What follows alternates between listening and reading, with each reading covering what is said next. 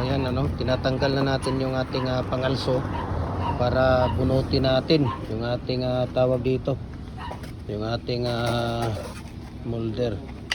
Ayan, so dragon fruit post po, no, yung ginagawa natin na 4x4 by 6 feet. Semi special po ito. Ayan, no, dragon fruit post na semi special. Sidong 1, 2, 3. Ang bilis lang bunutin, di ba? Napaka-simple, amazing talaga itong molder natin. Talagang hindi kayo tawag dito. Hindi kayo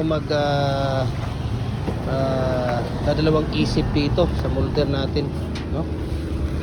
Dahil napakabilis hilain, no? Kumbaga, yan yung mga ginagawa nila. So mayroong 1 feet dito na naiwan. Yan po ang lagayan ng gulong, no? Yung gulong natin. So dual po ito yung molder natin, dual. Sa dragon fruit post, pwedeng dragon fruit post, pwedeng piston fruit post, no? Heavy duty po siya. Lifetime na gamit nyo na po ito dahil ang plate natin na ginagamit dito ay 3.5 mm, no? Yung steel plate na ginagamit natin dito. Ayan. So tingnan niyo ang pagtanggal. Okay.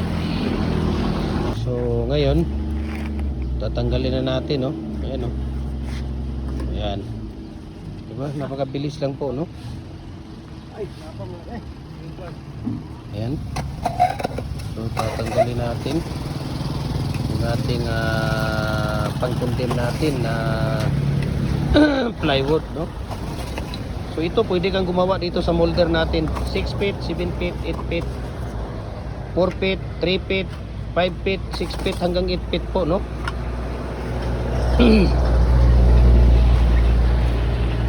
Talagang hindi ka lugi sa molder natin kasi 15 to 18 minutes pwede mo nang tanggalin, eh.